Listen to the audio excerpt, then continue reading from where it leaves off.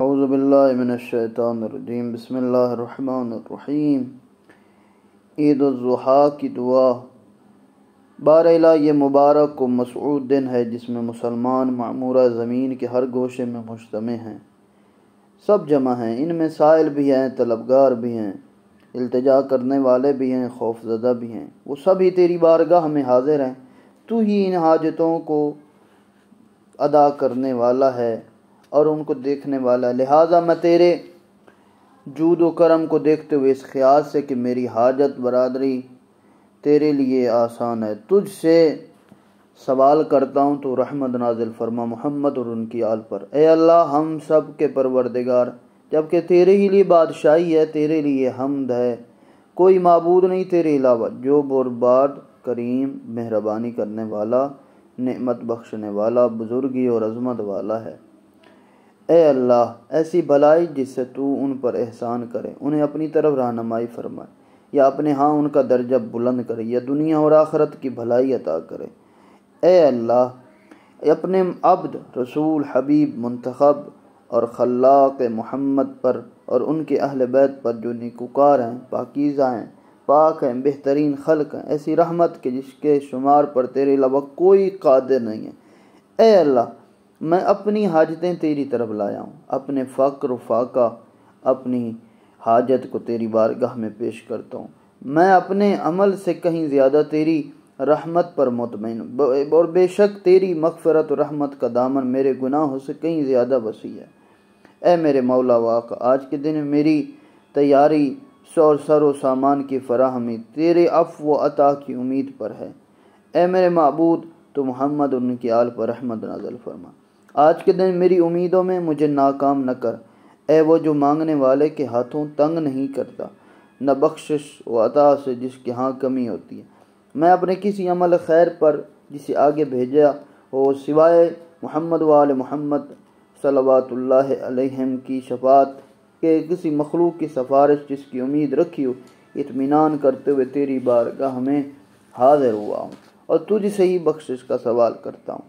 اے اللہ اپنے فضل و کرم کے ذریعے مجھ پر مہربانی فرما۔ اے جانشینوں کے برگزیدہ بندوں کے لیے تھا یہ مقام جو کہ عید کا دن ہے اور تیری امانت داروں کا محل تھا، در حالانکہ تو نے اس بلند منصب کے ساتھ انہیں مخصوص کیا تھا، لیکن غصب کرنے والوں نے اسے چھین لیا۔ تو ہی ہے جو روز ازل سے اس چیز کا مقدر کرنے والا ہے، نہ تیرا امر و فرمان مغلوب ہو سکتا ہے، نہ تیری قطع تدبیر یعنی قضاء و قدر سے جس طرح تو نے چاہا جس وقت چاہو تجاوز ممکن ہے۔ تیری کتاب کو انہوں نے پس پشت ڈال دی گئی، تیرے فرائض و واجبات تیرے واضح مقاصد سے ہٹا دیے گئے۔ یعنی جو لوگ عید الاضحیٰ پڑھاتے ہیں، عید و قربان پڑھاتے ہیں، در حالانکہ حکومت ظالم ہے اور ظالم حکومت کی امامت جو کروا رہا ہے، امام فرمانا ہے کہ یہ حق ہمارا تھا جو تو نے ہمارے لیے ہی منتخب کیا تھا، لیکن ان لوگوں نے اس حق کو ہم سے دور کر دیا۔ تیرے نبی کے طور و طریقے متروک ہو گئے۔ بہرحال تو ان برگزیدہ بندوں کے اگلے پچھلے دشمنوں پر اور ان پر جو ان دشمنوں کے عمل کردار پر راضی ہو جن کے تابع ہو لعنت فرما۔ اے اللہ محمد اور ان کی آل پر رحمت نازل فرما۔ بے شک تو قابل حمد ہے، جیسی رحمتیں برکتیں سلام تو نے اپنے نبی ابراہیم اور آل ابراہیم پر نازل کیے، ان کے لیے بھی راحت نصرت غلبہ تائید میں تاجر فرما۔ بار الہ مجھے توحید کا عقیدہ رکھنے والوں، تجھ پر ایمان لانے والوں، تیرے رسول اور ان کی ائمہ کی تصدیق کرنے والوں میں سے قرار دے۔ لہذا میرے اللہ تو اپنی اس قدرت سے جس سے تو مردوں کو زندہ کرتا ہے، بنجر زمینوں کو شاداب کرتا ہے، مجھے اپنی جانب سے غم و اندوہ سے چھٹکارا دے۔ اے میرے اللہ زندگی کے آخری لمحوں تک مجھے صحت و عافیت کی لذت سے شاد کام رکھنا، دشمنوں کو میری حالت پر خوش ہونے اور میری گردن پر سوار مجھ پر مسلط ہونے کا موقع نہ دینا۔ اے اللہ محمد اور ان کی آل پر رحمت نازل فرما۔ مجھے بلاؤں کا نشانہ اپنی عقوبتوں کا ہدف نہ قرار دے، مجھے مہلت دے، میرے رنج و غم کو دور کر۔ اے میرے اللہ آج کے دن تیرے غضب سے تیرے ہی دامن میں پناہ مانگتا ہوں۔ اے اللہ آج کے دن تیری ناراضگی سے امان چاہتا ہوں، مجھے امان دے، تیرے عذاب سے امان کا طلبگار ہوں۔ اے میرے اللہ تجھ سے بے نیازی کا سوال کرتا ہوں، تو رحمت نازل فرما محمد اور ان کی آل پر۔ تجھ سے روزی کا سوال کرتا ہوں، تجھ سے مدد کا طلبگار ہوں، گزشتہ گناہوں کی بخشش کا طلبگار ہوں، تجھ سے گناہوں کے بارے میں بچاؤ کا خواہاں ہوں۔ اے میرے اللہ، اگر تیری مشیت شامل حال رہی تو کسی ایسے کام کا جسے تو مجھ سے ناپسند کرتا ہے نہیں ہوگا۔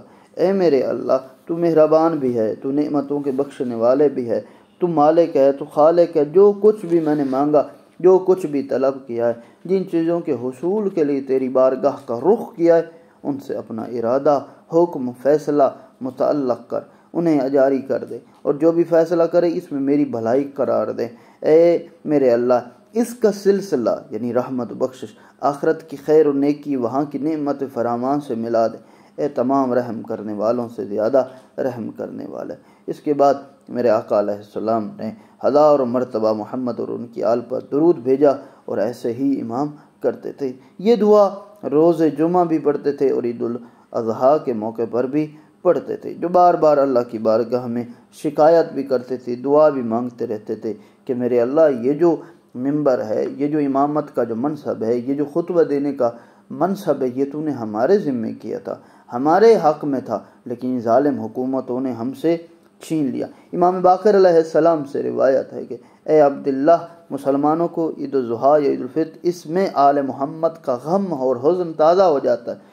عبداللہ نے کہا، میں نے عرض کیا کہ کس لیے؟ فرمایا اس لیے کہ وہ اپنے حق کو اغیار کے ہاتھوں میں دیکھتے ہیں، یعنی وہ دیکھتے ہیں کہ امامت کرنے والا عادل نہیں ہے، امامت کرنے والا ظالم اور جابر حکومت میں رہنے والا وہ مفتی ہے۔ امام اس وقت غمگین ہو جاتے تھے کہ جو امامت کا حق اللہ نے ہمیں دیا ہے، ان لوگوں نے ہمارے حق کو چھین لیا ہے۔ اس لیے امام علیہ السلام بار بار ذات پروردگار کے حضور دعا کرتے رہتے ہیں، اور اللہ کے حضور یہ کہتے ہیں کہ میرے اللہ، تو محمد وآل محمد پر رحمت نازل فرما، اور ہمیں استقامت ہو، اور ہمیں ذات پروردگار کے حضور کسی اور کے محتاج نہ قرار دے۔